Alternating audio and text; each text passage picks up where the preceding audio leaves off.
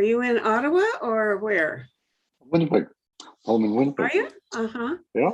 Right. You do have you're a homebody. You like to go back to Winnipeg. Well, this is home. I mean, this is Yeah. roots and everything else. So Uh-huh. when I left the university, we just moved kind of a few blocks away, and we have so we're sitting here with the hazy sky, Uh-huh. smoke-filled rooms, and 33 Oh, really? degrees centigrade. So So from the wildfires. yeah, right. Yeah, it's really bad. So sorry. It's hard to go. Yeah, really hard to go outside actually. So. Uh-huh. Okay, well, let me get started. We are live now, so let me introduce you. Okay. Mhm. Hi, I'm Meta Spencer. I'm in Toronto and we're going to Winnipeg, and we have a very big special day today. I'm going to have a conversation with Lloyd Axworthy, who, although I'm not a qualified historian, I do have an opinion. And my opinion is that Lloyd Axworthy was the best foreign minister Canada ever had. So that's a little while ago, and Right. he's not been resting on his laurels since then. He's doing other wonderful things. He was the chancellor of a university, and he's done other good deeds. Now he is the head, I don't know what your title is, but the head honcho in something called the World Refugee Council, right? Right. Mm-hmm. Good. Well, I'm actually I chair the council.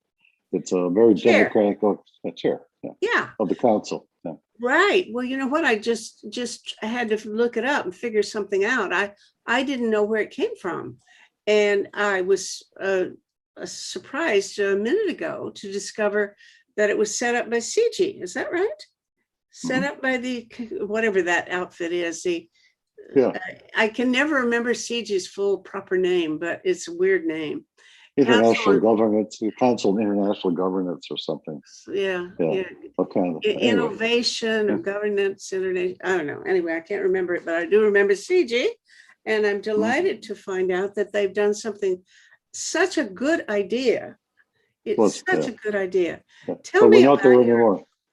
We're not under CIGI anymore. No. No. So we are actually in partnership with CUSA.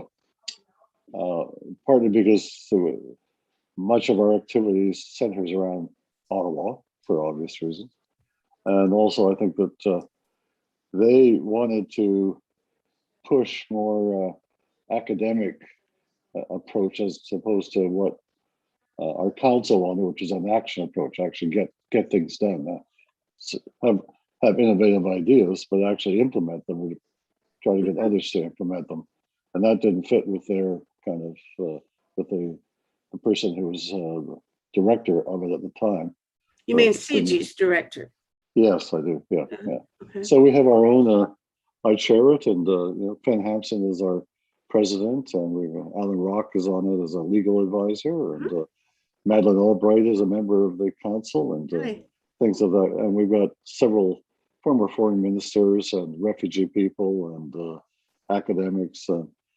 So it's been going on for 3 years. We have a fairly good, substantial operating grant from IKEA Foundation, keep us in business for a while. And anyway, it's important work because there's no group of people who are more ignored and hindered and violated than displaced persons. Absolutely. So that is a wonderful work. It's really probably there's nothing more important in the world right now than to try to figure out what to do with these people. Like, did I read that there are 80 million people who've had to flee for? Yeah, it's actually latest numbers are 82 million. That's the UN count. So, and that does include people who are internally displaced. These are people who actually cross borders. And so you'll find we're doing a lot of work right now in Central America. And what you'll find is that because of combination of conflicts and climate and corruption and gangs and the rest of them, the level of security is almost zero.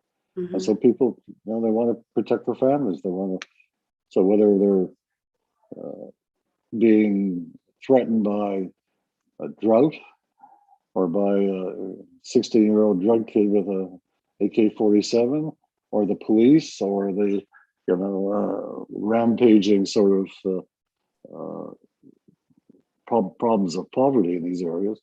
There's a lot of people on the move, and they're looking for something better, and it's really kind of stressing the system out. I don't think the international system is really been able to keep a pace with the not just the numbers, but the variety of causes that are now appearing. And unfortunately, I think the bet is that that's just the beginning. Yeah, yeah. That it's going to get worse with global warming, right? Sure. Well, you can see the impacts already. I mean, there's. I was just reading a thing this morning about the floods in Bangladesh, and the worst affected were there's close to 1 million Rohingya refugees from Myanmar. They live on a river delta and on an island, so every time there's a storm or heavy rain, they get flooded.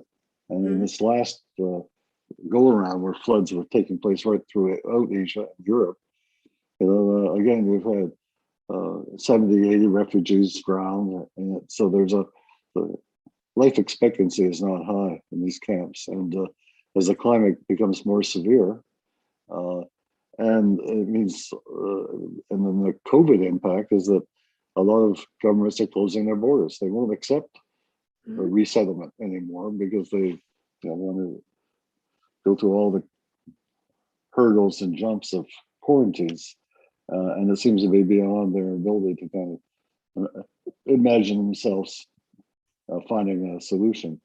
So as a result, you've got an increasing pressure in more and more places. And here's a figure I think that you'd be interested in, is that we have a certain narrative about ourselves as being sort of generous and responsible. Right now, close to 85% of all refugees are in the countries neighboring them. So the Syrian refugees are in Jordan and Lebanon and Turkey. The Rohingya are in Bangladesh. The Central American. Yeah, Bangladesh, for example, would be one of the poorest countries to have that responsibility. Well, that's the point. So the whole idea of responsibility sharing, which is what we push at the council, is a pretty basic principle, but it's not being honored. And the whole system is funded by donations. I mean, it's like raising money for your kids' spring prom.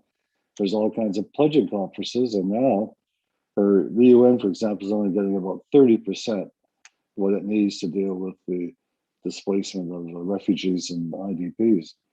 And as a result, you've got sort of refugees coming out of Sudan into Uganda. There isn't enough money to feed them. Because, you say 30% of the, is that the money that was pledged is actually coming through, or what? The 30% of the actual budget requirements. So if you say there's $500 million to feed and clothe and help refugees sitting on these in Bangladesh on the river delta, the actual pledging doesn't even begin to match. So the UN system, I mean, fortunately, we got in peacekeeping, every member state is assessed a certain amount. But when it comes to assistance for refugees and displaced persons, it's all based upon generosity, and we're like as we call it, the overdeveloped world is not being very generous these days. Yeah, well, I know that you and Alan Rock published an article in the Globe just 3 or 4 days ago. Yeah, that's right. An excellent proposal. Why don't you? I thought it seemed to only apply primarily to the Americas. That is, people coming to the southern U.S. border, and I guess they're mostly coming from Central America, but there must be some also from Venezuela and I don't know, God knows where in South America, but getting stopped there because the U.S. is so unbelievably generous, Yeah. that is just pathetic. Okay, so that's a good beginning. Let's talk about what you propose should be done about it. Well, I think we start from a basic premise that goes back to the action report that we issued. It's almost 2 years now, but the key finding was that many of the institutions that we would expect to be able to manage or contain uh, aren't functioning that way. Even the definition of a refugee, which goes back to the Second World War, Mhm. when it was, we were all sort of contending with large numbers of people leaving what was then the Soviet Union coming east. So the definition of a refugee in the 1947 convention was people fleeing political persecution. And it's not really, there's a protocol in the 60s that amended that slightly, but that doesn't encompass, as we've even talked about so far, Economic and climate. economic and climate and drugs and just That's true. and family law. I mean, a lot of people are I mean, one of the interesting things is that for a number of refugees, I'm talking primarily now in the Americas, the Central American countries, and they have a very strong uh, traditional system of remittances. So a lot of them want to get into the United States primarily because that's the way they get money back to their family. I mean, the more money is transferred through remittances than through foreign aid, and as a result, there's a kind of a built-in system of trying to maintain that kind of currency flow. Some of these countries depend upon it as part of their budget, and if that was corralled or regulated or given some kind of orderly status, which is what we're trying to do, then those remittances begin to dry up. Mhm. And Okay, now how do you start to do something as simple as change the definition of a refugee to include some of these other categories of misery that impel people to leave their homes? we've puzzled about that, and right now one of our sort of council members, so Rosemary McCartney, who's the former ambassador to the UN in Geneva, setting up a group dealing with climate and displacement, climate and refugees, and seeing the connections, because I think a lot of people are very nervous about trying to change the definition because they're afraid if they open it up for debate, then it may become even more restrictive than it is now. I mean, the UN is not functioning very well. I mean, the Russian Chinese effort to basically kind of turn it back to the 19th century is having a real telltale. And under the Trump administration, clearly the Americans were not very fond or supportive of the UN. So there would have to be a major change to the convention. And so what our approach is, our strategy is saying, let's not spend too much time getting into the legalities of that, but let's find other definitions that can apply. So, I mean, we're having a big debate around the world about vaccination passports. Well, interesting, if you go back to the First World War, where there was large numbers of displaced persons, they were given what they called the Hansen passport. Hansen was a Norwegian who worked for the League of Nations, but that simply meant that you could cross borders, you could have access to healthcare and education without necessarily having to be a citizen or even sort of being landed. And as a result, it gave a certain degree of flexibility and mobility for people, and it really sort of helped sort of take the pressure off large movements of people because it meant that you weren't necessarily having to calculate this as part of your immigration numbers. Um, it was just giving people certain basic rights when they've been displaced, and that's as I think as you mentioned the article that Alan and I did. I mean, we said in the article, for example, that the ancient right of sanctuary that goes back to early biblical times is probably one of the oldest human rights in the history of humankind, and we don't treat it that way anymore. It's becoming increasingly really kind of what's the right word for it? Commercialized or militarized or politicized, as the case may be. I have had a conversation with people in this, what was Gary Davis's World Citizenship Organization, whatever it's called, and they issue world passports, you know. Oh, really? And, Okay. yeah, and it's really quite surprising how many times people have actually been able to use them as refugees to get into a country that would legally not accept them, but they see this thing that looks like a passport, and it's a real passport, but it's a world passport, and they let them in, you know. So many times that has actually worked.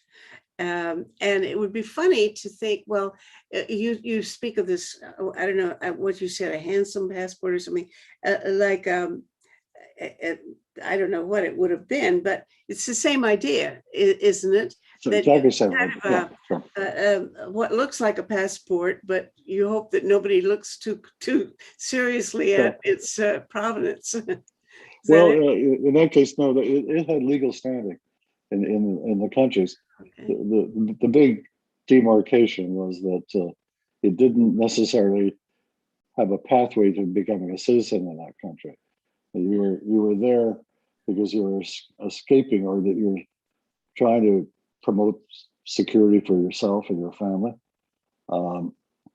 But it meant that people had certain rights, just and just because they crossed the border, they shouldn't be losing those rights, which in fact they do. And one of the things maybe to be interested, one of the groups that we partner with and help is a group called GIRL, which is a sort of an international networking of refugee women to kind of and share their experiences, talk about their concerns, and we've sponsored a couple of platforms for them so that they could provide dialogues and issues. And what they're reporting on, for example, is that with the epidemic, they are no longer just last in the queue, they're not even in the queue. They're stateless. There isn't any, in most countries, they're not given the kind of recognition of some kind of a civil right. So when it comes to distribution of health equipment, vaccines, and other, they say they're not even in the queue, they're not even considered. And now, are these young women who are fleeing because they're afraid of being sexually assaulted or something of that kind, or forced into marriage or something? Oftentimes they're just sort of with families, and many of them have lost their husbands or their siblings or parents. I mean, there's one of the problems of displacement is that you're never sure where you're going to end up. And I mean, there's just so whether you're escaping from Libya to Italy, 1 out of 10 who are on these boats and rafts and boats drown. There's 1,000 drownings this last year just coming out of Libya of refugees. No, it's just it's a fundamental insecurity, and because we can go back to Thomas Hobbes and the Leviathan state and all these things. But once you establish a certain authority of the state, the prize is to be a citizen. So you've got some standing. You may be very low on the rung, but at least you've got certain basic rights. If you're a refugee, displaced person, you have to be given that right. And as a result, a lot of countries are cutting back. They're restriction. We've seen the kind of deplorable things that Donald Trump and his crowd did in the United States, where they were basically separating children from their mothers and their fathers. I mean, to talk about something that was really medieval in its approach, and that I mean, we're even facing. I mean, let's just put a really contemporary tone on it right now, with the withdrawal of U.S. forces from Afghanistan. The Taliban are just kind of running wild. They're just gobbling up all kinds of, and reports we have, and there's a couple of cases we've been working on, show that the Taliban are basically targeting, particularly young girls who've been going to school, or if you've been in any way associated. If you, for example, did some work for the United Nations, never mind.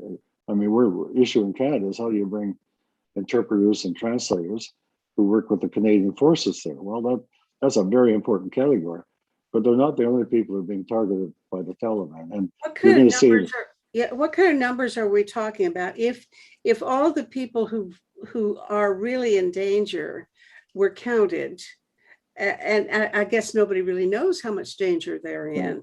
And what are we talking about? Are we talking 100,000 people? What? Or more. I think a parallel, not exact, but it's a parallel, is what happened in Indochina when the Americans pulled out of Vietnam. And the boat, you remember the massive numbers of people living in small little sampans and boats. And I was immigration minister for Canada at the time, so we were involved in quite a good collaborative international effort, unlike what we don't have today. It just wasn't there, and but a large number of people were just fleeing, the winners, because they know that they were in any way associated with the Americans or the French or the white colonists, that they were going to be sort of imprisoned, maybe killed, maybe executed. Certainly would not be given any privileges to make a living and to go to school.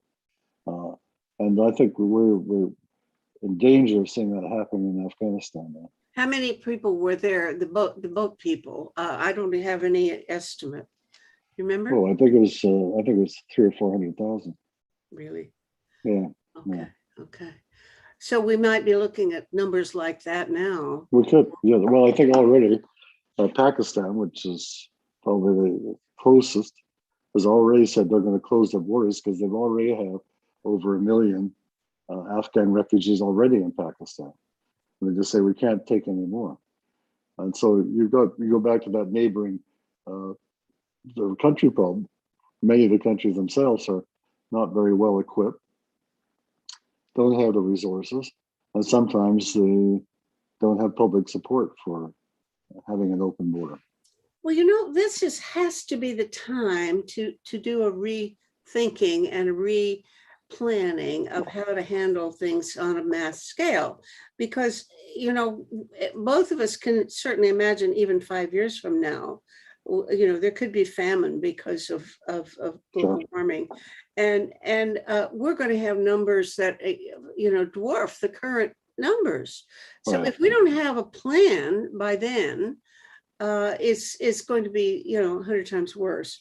But so you and Alan Rock and you I noticed that you have a list of proposals, I don't know, 8 or 10, a plan, which sounds absolutely wonderful, and I want you to explain it. But I'm just thinking in terms of where are you going to get the leadership for any kind of global initiative or innovation of that scale, because that takes a mindset that looks at just going the opposite direction from these nationalistic minded people. Right. So now we have Biden, which, he's a decent man, but his margin of political power is, this thin. He's not sitting pretty on a mass support thing.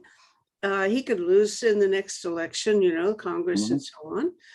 So I think, you know, he can't do anything as bold as we would need. Where are you going to get the leadership for Well, that I think, kind of thing?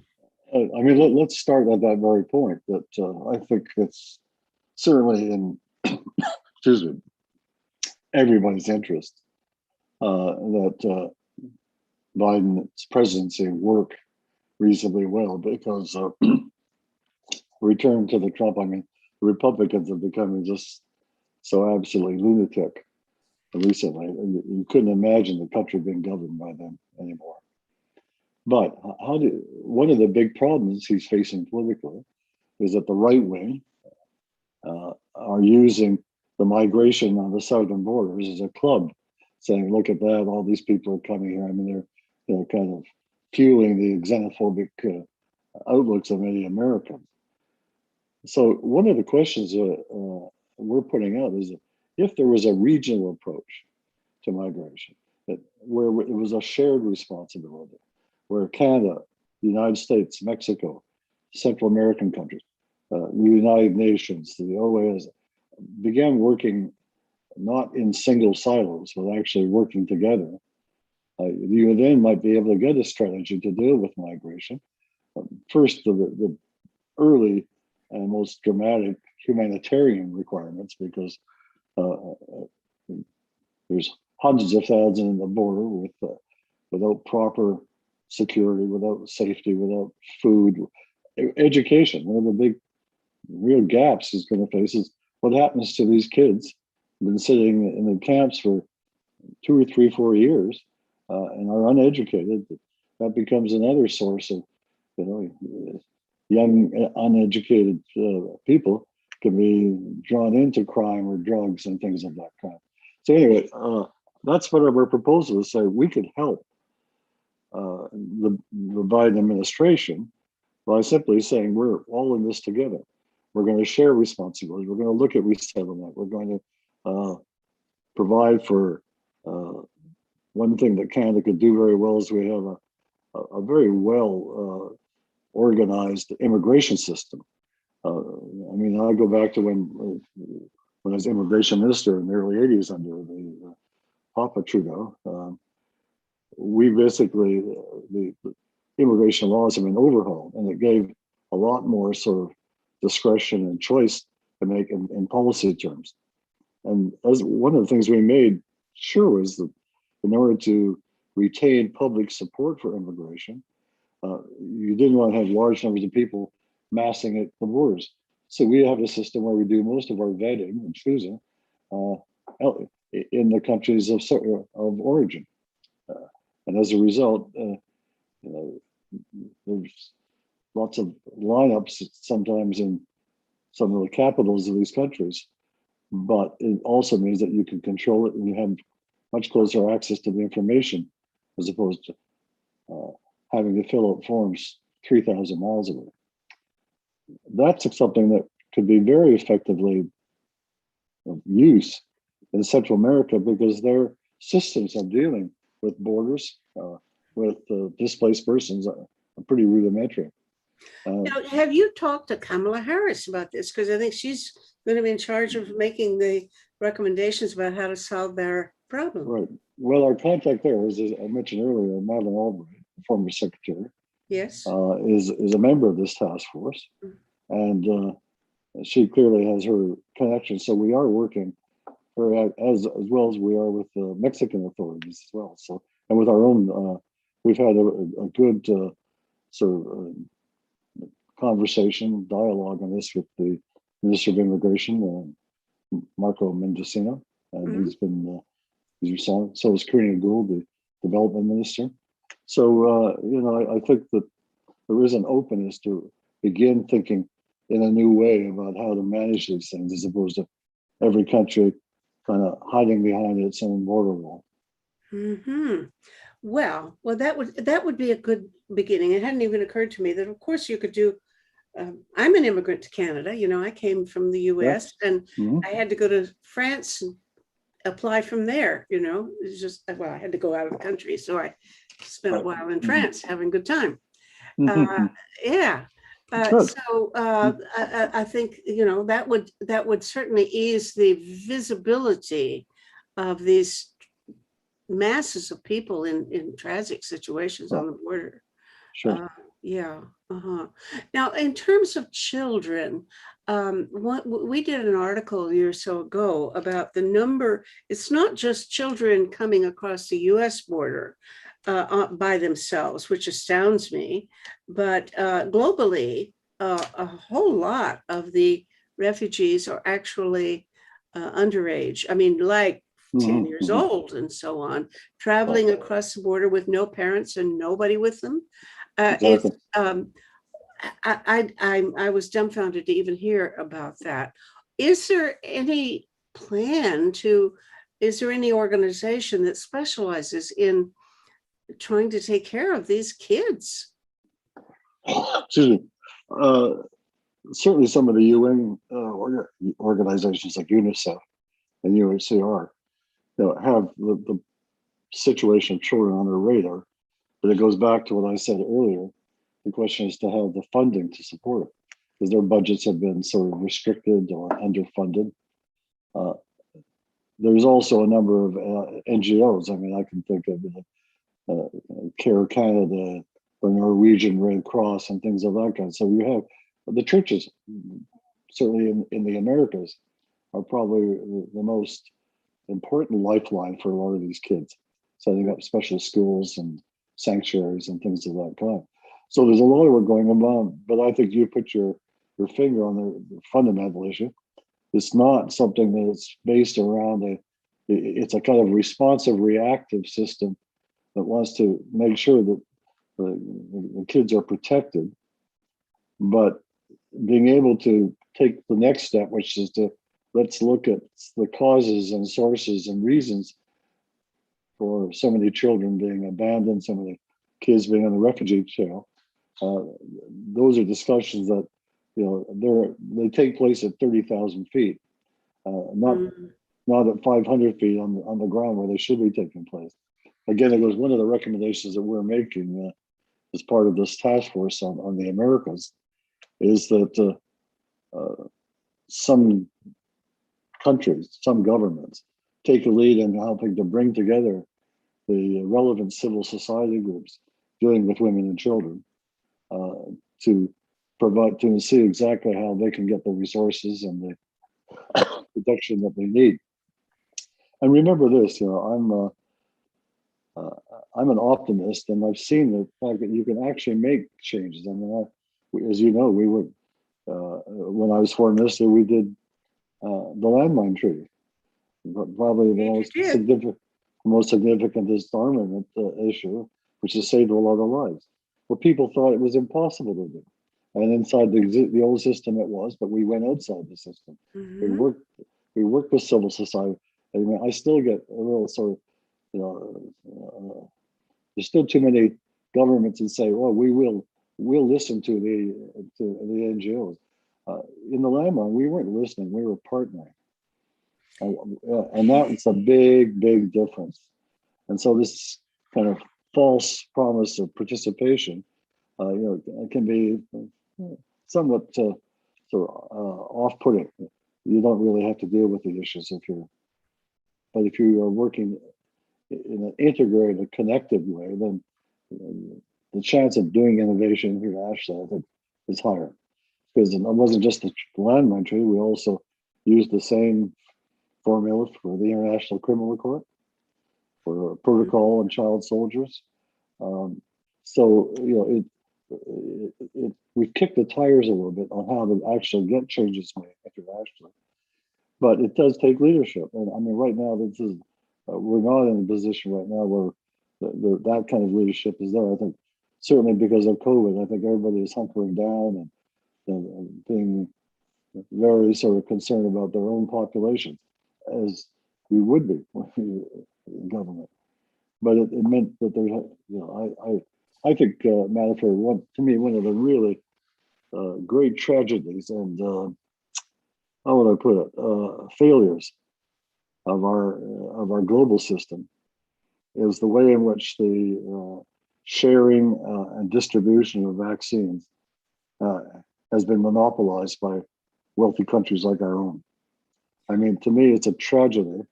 It's also stupid because one thing we're going to know is if large numbers of people in poorer countries, poorer areas, are not being vaccinated, then they're going to be carriers of the virus, and it will mutate from there to there. And how many more mutations can you cope with in that? And so it's great that we can get everybody here vaccinated close to, and that should be. But right now, we're also sitting on large supplies of vaccines that they're sitting on a shelf. Or if they go to a country, there's a international agreement called COVAX, and people are making pledges to it and promising. But how do you deliver it? How do you get the jabs in the arms? Where's the health personnel? Where's the public health systems to make that work? And again, many countries are simply don't have it, and oftentimes, whether the public health apparatus has been sort of raided for its resources to do something else. I mean, we had a classic case in this country just before the outbreak where the international arm of our public health agency was basically shut down. And the money used for some domestic purpose that got unclear. Well, this simply shows a kind of blindness that, to use the old poem, no man is an island. Right. And the response seems to have been more emphasis on creating this our country first kind of nationalism. That's because right. You have to close the borders, but then that just is one more sign of this nationalistic mentality, rather than looking for global solutions. That's right. I would love to think that, I mean, we're talking about who could take the initiative in proposing a big, bold global strategy of that kind. Well, you would like to think the Secretary General of the UN. I don't think that's in the cards. And what else is there? What are the other options? I mean, I don't, as I said, I don't think Biden even has the capital, so to speak, in political capital in the U.S. to risk on that kind of thing. I don't know how much support he'd get. I think your analysis is right, and I think that that's part of the issue. That I mean, the UN always have been sort of stalemated because of the sort of kind of clear opposition from particularly the Chinese and the Russians to any notion of international collaboration. I mean, to them, it's all a zero-sum game, and they don't want the UN to be able to solve problems because they benefit from chaos. They benefit from grievances. They benefit when people are unhappy with the system. They say, "Well, we have a better system. Look how we can look how we can do things." Well, we're learning how they can do things when it comes to epidemics and floods. They're not so good. But to go back to your point, I think I agree. I don't think the Secretary General is a person to provide much leadership. I think he's okay, but there's nothing. He's not a Kofi Annan. Let me put it that way. Well, I mean, whether or not he has the personal qualities that you want, does the office carry the kind of clout that it should? And then I think it doesn't, because countries simply are, nationalistic now. Yes, and that's all there is to it. And I just spent half my time thinking about what's the cause of this thing. I really do not understand why at this point in history, when all of the major problems that we are facing just to survive as a species have to be addressed as a species, as a global community, why at this moment in time people start looking inward and becoming tribalistic and nationalistic and localistic and particularistic. And I don't understand it. I don't get it. No. Well, I mean, I think we're paying the price for some bad decisions along the way. I mean, I think for example, the American invasion in Iraq basically turned things upside down. You've also had sort of, quite, I think the Trump years meant that American leadership was destructive as opposed Well, to being he's probably the worst president anybody could even imagine. Not just the worst that ever was, but imagine, he wasn't first though. No, that's Already right. this global movement of nationalistic introspection was already underway when he got elected. He was just part of it, and I don't understand it. I don't get it. Well, I think part of it is that there's now a much better way to find people who share your grievances or your conspiracies or your antipathies. Before, I mean, there's an old saying that you used to be able to sit on a bar stool and rant away for whatever you want. Now you have an online platform where you can bring together. And so all the kind of emergence of the right-wing social media, which really poisons people. Look what we're finding now in terms of people's reaction to vaccines and masks. I mean, it's just sheer insanity, to say nothing of bad citizenship. I mean, I get tired of people saying, I want to be free, but I don't have to carry any consequences around. And it's just, so I think that there is that's part of the issue, is that the ability to connect has a lot of big pluses to it, but it also has some big negatives. And I think I think Anne Applebaum, who writes in the New Yorker, put it well. She said that it's just been taken over, and the combination of having that technology to use, and then all this kind of sort of mushrooming of hothouse flower billionaires who make their money kind of in all kinds of curious ways. When they're not going to space, a lot of these very, very wealthy people fund these right wing. And why? Because that keeps their taxes low. That keeps the government out of their hair, and keeps them out of regulations. So that they have a very cynical view that let's pay for all these people, quote, to become super patriots and forestall any good legislation, whether it's on immigration or on poverty reduction, things of that kind. And why? Because it comes down to their ability just to make a bigger buck. And I think that's a potent cocktail to deal with.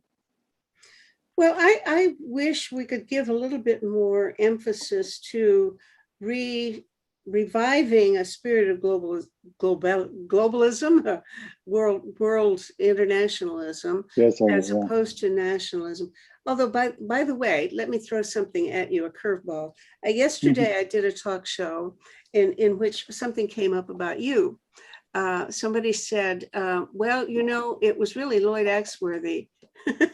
I think he didn't quite say it's Lloyd Axworthy's fault, but here it was. He said something interesting, that China was able, while you were foreign minister, to change the terms of how one dealt with human rights issues, because China insisted on saying that rather than working with what was called megaphone diplomacy, that things like the conflict over this Meng woman, or these two Michaels and so on, that issues of that kind should be done bilaterally, behind closed doors, in quiet diplomacy, and just without any other public kerfuffle. And that you went along with that. And by changing it from being the kind of problem that should be dealt with in public at the UN to something that should be done bilaterally, say between China and Canada, that you had allowed China to change the terms of of relationships about human rights. Okay, I said, well, I get to talk to him tomorrow, so I'm going to ask him about that. Does that make any sense to you? No, No. frankly, I don't know what they're talking about. Oh, okay. We had a strategy, an approach to say, look, if there's a lot of people that we don't like or difficult, maybe even adversarial, but you do have to talk to them.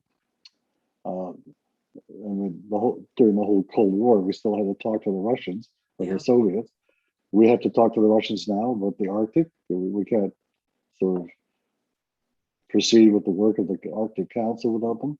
And so when it came to China, as you know, one of the big sort of public efforts was the sort of Team Canada approach, where the Prime Minister would bring a large delegation of people, businesses, academics, and others. But I was working, I guess, what you call the other track, because we agreed that by engaging actively on the economic front, it could open up possibilities on the human rights front, and that was my portfolio, is to work on those kinds of issues, which we did in China, in Cuba. There was one other, and some of the African countries, dictatorships in Africa. Frankly, whoever was doing it actually has their history totally muddled, because the one thing that we did do in negotiation with the Chinese government was to establish a very clear set of agreement and protocols on dual citizenship for Canadians of Hong Kong heritage, many of them going back and forth. There was around 200,000 at stake. We negotiated an agreement that China would provide a clear commitment to honor their rights. Well, in this last year, they haven't done that, and we've had some boo about it, because I think that the two Michaels case has so filled the room that we haven't been able to do kind of effective diplomacy with China itself. And so rather than whatever they're saying that China changed the rules, no, we changed the rules to provide protection for our own Canadians, which I think is something that the present government should be doing as well. Mm-hmm. Okay, well, we're going really away from refugees when we talk about this, but I can't help saying that we were talking yesterday about what to do about China, given the fact that most of us consider it to be pretty ominous. It's not a team player. And, how can we best respond to that kind of challenge? Well, to begin with, you can't do it by yourself. You have to do it in company with others. And I think that what I would call a kind of a balance between containment and engagement, and somewhere in between, but you maintain your flexibility, your capacity to move one way on the spectrum to the other. But I think that by containment meaning, take them on. I think, for example, there needs to be a much stronger effort at the United Nations to counter the influence of the Chinese. I don't mean just around the Security Council table. I mean sort of taking over the agencies of the UN and, again, resetting their goals and their mandates to be far less supportive and to be kind of government to government, as opposed to supporting civil society groups and NGO care groups. I'm lost. Now, what are you saying about their role at the UN now? Are they becoming, what are they trying to do that's different? I'm not following. Well, I think what they're doing is that, what you see publicly is the kind of obstruction that takes place at the Security Council. But in the meantime, the Chinese are moving very actively to place people in various of the UN agencies, World Health, UNICEF, places where they can then begin instilling the kind of view that Jinping has about the world, which is might makes right. And the bigger, the stronger our interest should be to really counter that.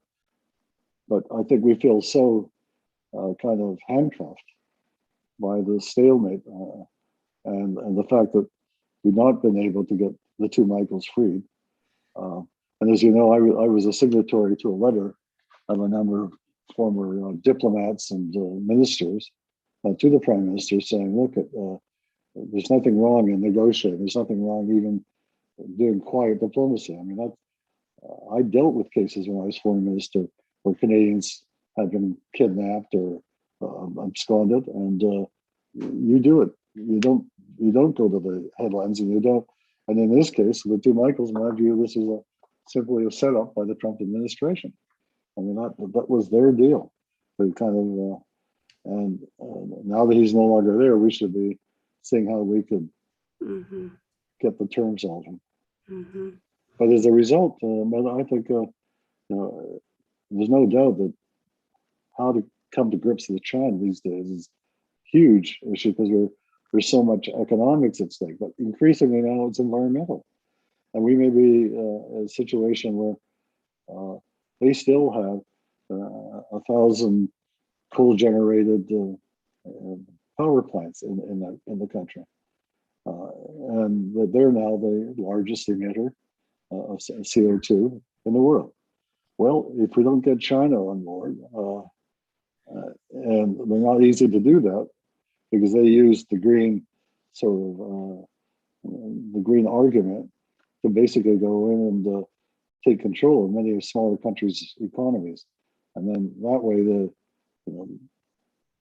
parts of Asia and Africa, even the Americas, where they get control of resources, minerals, trees, things of that kind, and particularly fossil fuels. They still are the large user of fossil fuels. So anyway, China is a big issue, but it's not going to. I'm not sure that we can achieve that kind of balanced approach, which I guess maybe being a liberal, I'm always looking for those balances between two ends of the stick, and I think we're handicapped right now, not being able to do that. And you haven't really mentioned any other alternative leadership for a big initiative involving.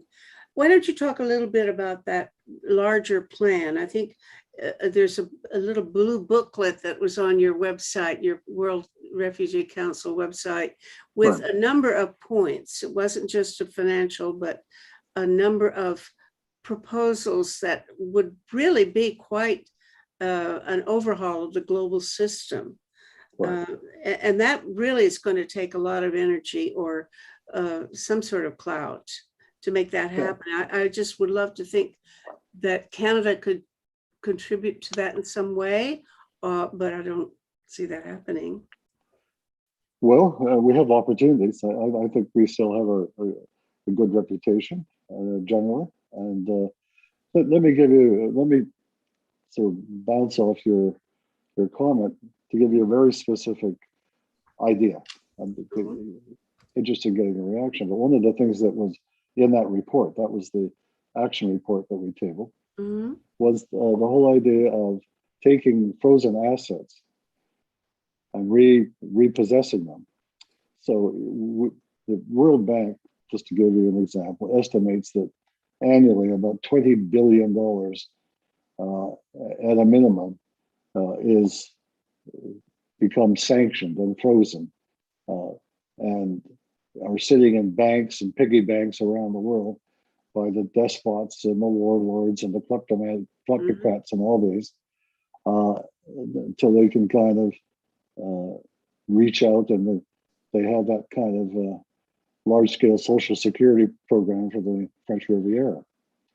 We're saying, look at in Canada, we proposed that we ask the federal court to examine where there are frozen assets in our banks or other financial systems and repossess them or redirect them back to the people who've been victimized by the warlord or the despot or the kleptocrat. And that therefore refugees is a good example. We're totally underfunded. Corruption is very much part of the problem, why governments in many places simply aren't capable of managing it, and oftentimes are the perpetrators of the problem. So, what would happen if you found a little treasure load that Gaddafi left in a Canadian bank, for example? A lot of the housing money on the West Coast is basically laundered money coming in. Mhm. So I think that so it's not just a saying that we're against corruption. It's easy to say. We felt that that would be a very clear and very decisive way of first providing deterrence to these kind of clowns in government who basically rob their own people. And secondly, it would be a form of revenue Mhm. to put back into the international system. So Senator Ratna Odavar brought a special resolution in the Senate last year that encompassed that particular idea. She's another member of our council, and was hoping to get on the order paper now, but I guess with the election coming, that will be put off. But we actually, in a way, we're working to see if the political parties will have this in their election campaigns to do something about redistributing frozen asset. And there is a very clear, very specific kind of thing that can be done. Now, if we're working through the UN, we couldn't have done that because there would be too many, vetoes. I mean, the problem with trying to get major initiatives out of the UN is that everything goes down to the lowest common denominator. And particularly through the Security Council, you've got the veto power. But I think that there's a lot of ways to work, I say, in a totally new universe where you can put different networks together. And I think that the measure I just described, if copied by several other countries, would have a very major impact on properly funding humanitarian needs, and also at the same time providing a really serious deterrent to the people who are putting other people's money in the piggy bank. That is an absolutely brilliant idea. Of course, why not? Great. Now, suppose later they come back and they say, well, it was frozen just as a part of our sanctions. For example, I think the U.S. holds or was holding a lot of Iranian funds for a long time. And then as part of the negotiated deal, they gave some of it back. Wasn't that true? So you could unfreeze, frozen assets, and then it would be all gone. How do you make sure you're talking about assets that are really proper to confiscate completely, as opposed to hold it and see what happens later? Well, that's why the judgment or the adjudication we proposed, say, should be through our federal court system in Canada. Uh-huh. So a federal court judge would be asked to consider this X amount of dollars sitting in a financial vault somewhere, but they determine is there a reason for keeping it frozen? Mm-hmm. Who should it go to if it's unfrozen? Mm-hmm. You don't want it going back to the nieces and nephews of the dictator who's releasing it. So there would be that kind of non-governmental. I mean, it would be a judicial type of assessment to determine both the unfreezing itself, but also whether, in fact, who it should go to.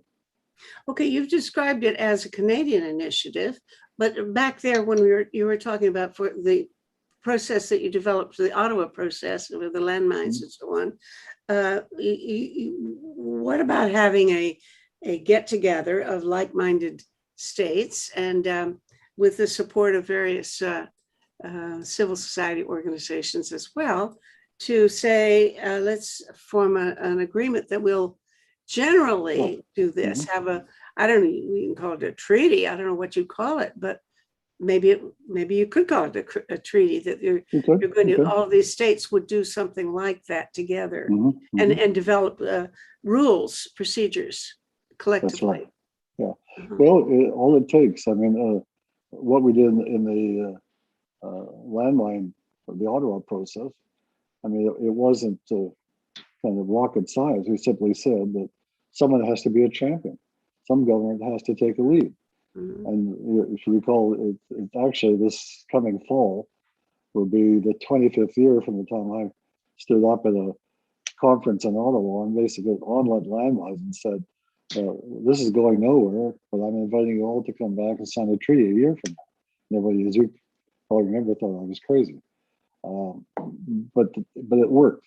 But you have to have champions to do this. And then the champions, I mean, we work with a very small group, 6 or 7 other countries, the Austrians, the Danish, the Norwegians, Mozambique, Chileans. I mean, there was a smaller group where, in fact, each of the governments there would take on a certain, some would be looking at the drafting the protocols, others would be looking at how to implement. I mean, and at the final meetings in Oslo was when there was the actual treaty was approved, and then off we went. And so, well, I think without your having specified all the other things in that action plan, that little blue booklet, I gather that there are several other equally brilliant proposals. Maybe we need a social movement in favor of promoting something like your action plan, because this is really, this, we have to look to the future for planning how to accommodate what is going to be almost inevitably a crisis involving refugees. And just waiting for somebody else to do it is no fun. I want to say that what you're doing is so important, and let's get behind you and push. Thank you.